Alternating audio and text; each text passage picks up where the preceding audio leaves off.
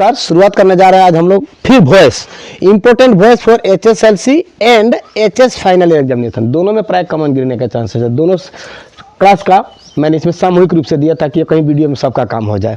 10 वाले के लिए भी इम्पोर्टेंट है और हायर सेकेंडरी वाले के लिए भी इम्पोर्टेंट है। और जितना भी है हमने सेलेक्ट किया, थोड़ा बेसिक सिलेक्शन हो गया है, थोड़ा एक्स्ट्रा रहेगा तो कोई ख़राब थोड़ी ना है। कोशिश करो, देखते हैं क्या होता है। कॉमन तो गिरना चाहिए इसमें से। अगर सेंटेंस डायरेक्ट कॉमन नहीं गिरा तो क्या गिरेगा? इसका रूल तो कॉमन गिरेगा ना। सब्जेक्ट, ऑब्जेक्ट और वर्ब इधर उधर होगा थोड़ा। चलिए देखते हैं। ये जापानी, हालांकि रूल तो है आप लोगों के पास, है दिया गया है। साल भर पढ़ो, परसों एग्जाम, कल परसों से एग्जाम शुरू होने वाला ना, 15-16 तारीख से। 13 तारीख को तो शायद आप लोगों का इंग्लिश नहीं है। 13 तारीख को है, कल से ही है। ये वीडियो आज आप लोगों को अपलोड कर दिया जाएगा। क्लास में भी चल रहा है, अपलोड भी कर दिया जाएगा। आप लोग घर में जाके के बाद दोहरा लीजिएगा। देखिए, Japanese firm makes this television sets. पहले देखिए कि एक्टिव है कि पैसिव वॉइस है। एक्टिव वॉइस है। एक्टिव वॉइस में कभी भी सब्जेक्ट एक्शन में रहता है और पैसिव वॉइस में उसका ऑब्जेक्ट एक्शन में रहता है। एक्टिव से पैसिव बदलते समय हम लोग पहले का रूल सीखे हैं कि सब्जेक्ट जो है ऑब्जेक्ट बनता है और ऑब्जेक्ट जो है क्या बनता है? सब्जेक्ट बनता है। और टेंस के अनुसार हम लोग सहायक क्रिया को लगाते हैं, मॉडल ऑक्सिलरी को लगाते हैं। और मॉडल ऑक्सिलरी तो जहां रहेगा तो अपने जगह पर यथोचित रहता है, वो फिक्स है। लेकिन जो ऑक्सिलरी वर्ब होता है वो थोड़ा सा चेंज करके लगाते हैं। A Japanese firm makes this television sets. Makes किस टेंस का पकड़ में आया? Present indefinite. तो चलिए ऑब्जेक्ट को लाते हैं। ऑब्जेक्ट आएगा हम लोग का, देखिए सब्जेक्ट जो है एक्शन में रहता है और ऑब्जेक्ट जो है एक्शन को रिसीव करता है। एक्शन को रिसीव करता है, तो एक्शन को रिसीव करने वाला यहाँ पर है दीज टेलीविजन सेट्स। ये है हम लोगों का ऑब्जेक्ट। चलिए लाइए, दीज टेलीविजन सेट्स। सिंगुलर है कि प्लूरल है? टेलीविजन सेट्स प्लूरल है, प्लूरल नंबर है। तो प्रेजेंट इंडेफिनिट टेंस में हम लोग ऑक्सिलरी वर्ब यूज करते हैं इज, एम, आर। आई के साथ am, he she it name के साथ is, you we they plus plural number के साथ आर लगाते हैं। तो यहां पर तो प्लूरल नंबर है तो आर लगेगा ना। These television sets are. उसके बाद में हम लोग का क्या होता है? ऑब्जेक्ट के बाद में हम लोग ऑक्सिलरी वर्ब लगाते हैं। ऑक्सिलरी वर्ब के बाद में हम लोग का मुख्य क्रिया आता है। अब पैसिव वॉइस करते समय कभी भी मुख्य क्रिया नहीं की द मेन वर्ब का थर्ड फॉर्म यूज होता है। ये क्या है बिटिया? मेक। मैक्स का थर्ड फॉर्म क्या होगा? मेड और मेड। उसके बाद में हम लोग प्रीपोजिशन ऐड करते हैं बाय, एट, विथ, टू, जो कि पहले वाला वीडियो टू वॉइस का दिया गया उसमें बता दिया गया है और रूल वाला वीडियो में भी बता दिया गया है। नो के साथ टू लगता है। एस्टोनिश, अलार्म, शॉक, भैक से कुछ ऐसा वर्ब है जिसके साथ तो एट और विथ लगाते हैं और बाकी बात के साथ में हम लोग बाय लगाते हैं। इन भी लगता है कंडीशन में। तो यहाँ पर क्या होगा? Made by a Japanese firm. Made by a Japanese firm. Japanese firm के द्वारा इस टेलीविजन का सेट को बनाया जाता है। 2 नंबर में आ गया, इन अर्थक्वेक डिस्ट्रॉयड द टाउन। भूकंप ने शहर को बर्बाद किया था। लाइए, इसमें का ऑब्जेक्ट कौन है? The town. अब टेंस को पकड़िए, किस टेंस का है? Destroyed, past indefinite. Past indefinite में क्या लगता है हम लोग का? ऑक्सिलरी वर्ब पैसिव वॉइस बनाते समय वाज, वेयर। एक वचन के साथ वाज, बहुवचन के साथ वेयर। तो यहाँ पर देखिए टाउन कट हुए, एक की 2 ठो, एक है सिंगुलर नंबर में आ रहा है तो इसीलिए लगेगा पास्ट इंडेफिनिट में was. The town was. Destroyed का दूसरा और तीसरा एक ही होता है, डिस्ट्रॉयड। अब लग जाएगा by an earthquake. By an earthquake. बुझाया कि नहीं? पक्का पक्का। Whom did you laugh at? Whom did you laugh at? तुम किस पर हंसता था? यानी कि whom रहता है तो उल्टा करेंगे तो क्या हो जाएगा? Who। तुम पर किस पर हंसता था? यानी कि तुम्हारे द्वारा किस पर हंसा जाता था? हाँ, who was। कोई ऑब्जेक्ट नहीं होता है तो उसी टेंस डिड है ना, उसी टेंस के अनुसार जब मान लेते हैं कि ऑब्जेक्ट नहीं है तो सिंगुलर फॉर्म वाला ऑक्सिलरी वर्ब को लगाते हैं। बताया था ना पढ़ने के टाइम में।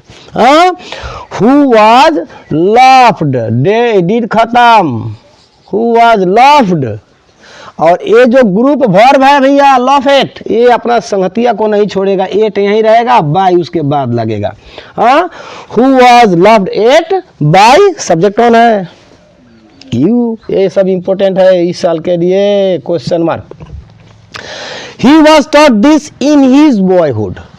हाँ, इस चीज को उसको बचपन में सिखाया गया था। अब ये देखिए, ये वाज लगा करके मुख्य क्रिया का तीसरा रूप किया है, यानी कि ये पेसिव वॉइस है। क्या है? एक्टिव वॉइस होता अगर तो वाज के साथ में टॉट में क्या होता? आईएनजी होता, यानी कि ये पेसिव वॉइस होता है। ही वाज टॉट, उसको सिखाया गया था, दिस, इसको, इन हिज बॉयहुड, उसके बचपन में।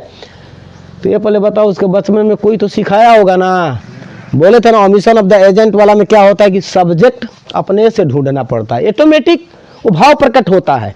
कोई तो सिखाया होगा ना उसको बचपन में, ये गलती काम को चाहे ये अच्छा काम को, तो हम लोग लगा सकते हैं सोमवन चाहे सोमबडी, सोमवन चाहे सोमबडी। तो यहाँ पर कुछ भी लगाइए, सोमवन लगा लेते हैं, ज्यादा चलता है ये। सोमवन टॉट हिम, हिम यही आएगा तो क्या होगा? हिम हो गया ना। सोमवन टॉट हिम, और दिस अपने जगह पर आएगा, in his boyhood, in his boyhood. समझ में आया? Someone taught him this in his boyhood. अब इसको उल्टा करके प्रमाणित कर लीजिए। हिम इधर आएगा तो क्या बनेगा? सब्जेक्टिव बनेगा, तो ही होगा कि नहीं?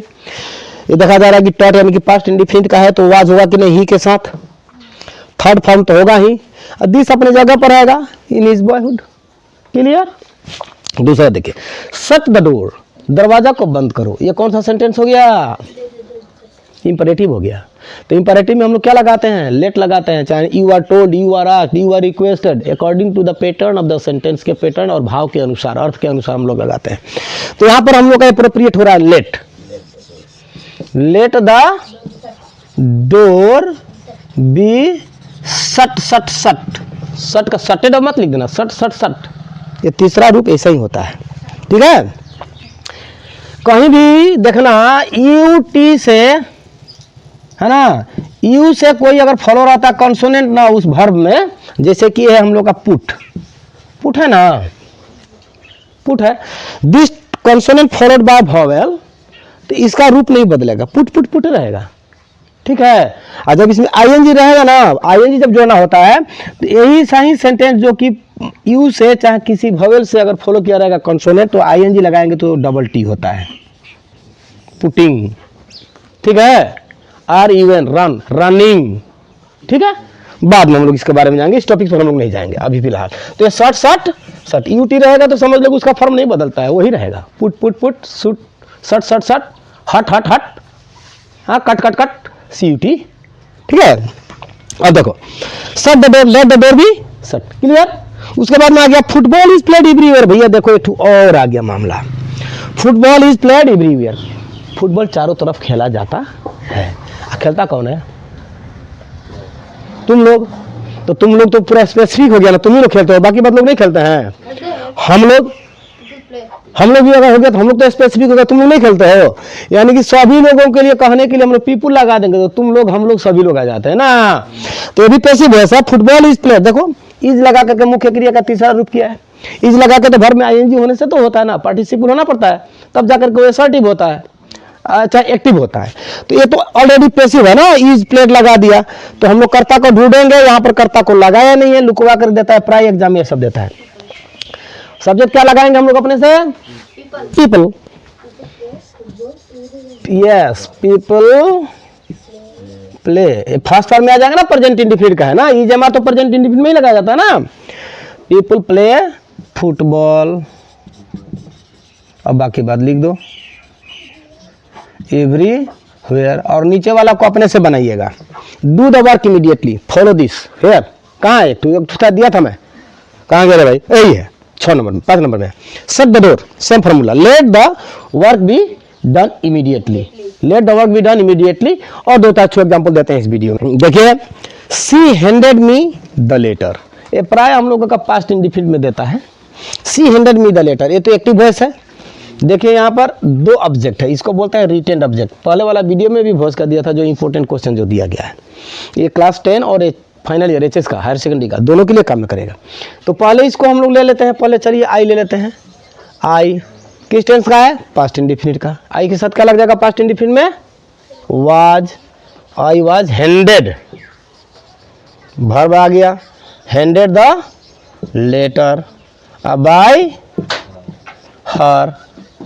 और एक तरीका है, द लेटर आएगा, ये भी ऑब्जेक्ट है। The letter was handed to me by her. Handed me भी लिख सकते हैं, चाहे हैंडेड टू मी। चलिए ब्रैकेट में दे लेते हैं। द लेटर वाज, लेटर्स होता ना तो वेयर हो जाता, ठीक है। लेटर एक सिंगुलर नंबर है बोल के was, the letter was handed to me by her, ये भी होगा।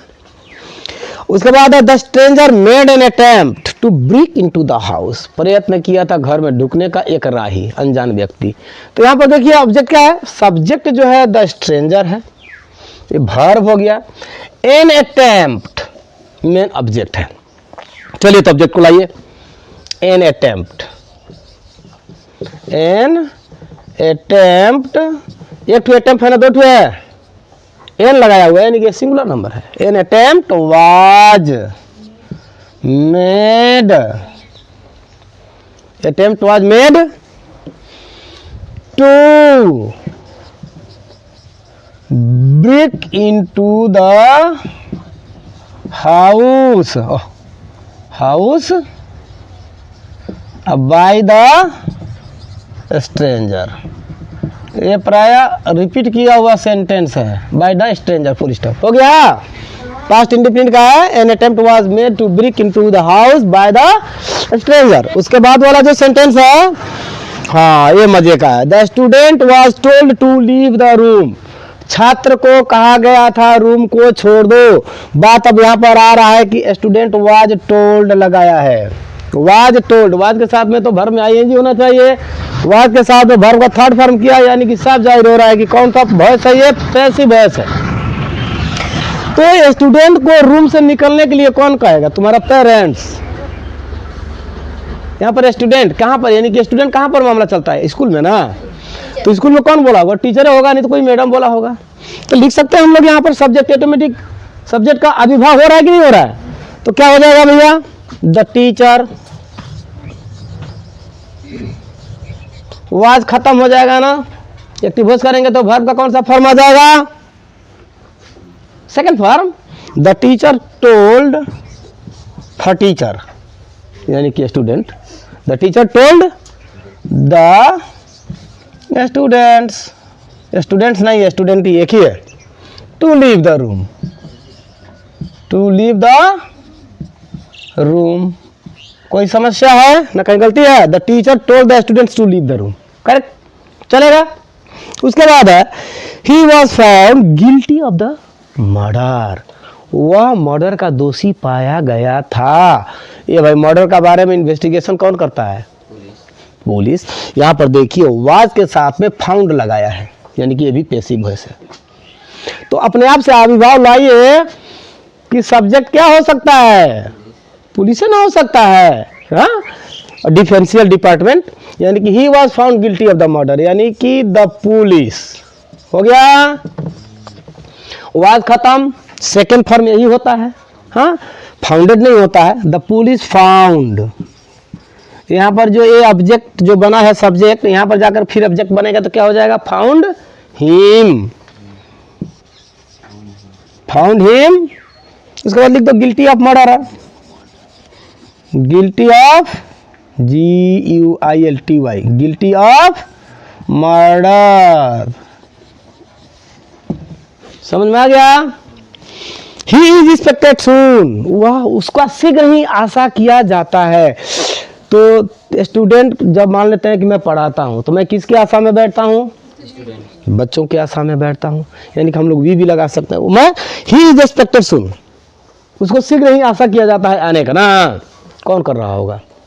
स्पेसिफिक लगा सकते हो, मैं भी लगा सकता हूँ, वी भी लगा सकते हैं, दे भी लगा सकते हैं यहाँ पर, क्या आई भी लगा देंगे, कोई प्रॉब्लम नहीं है। और सबसे अप्रोप्रिएट हम लोगों का होगा वी।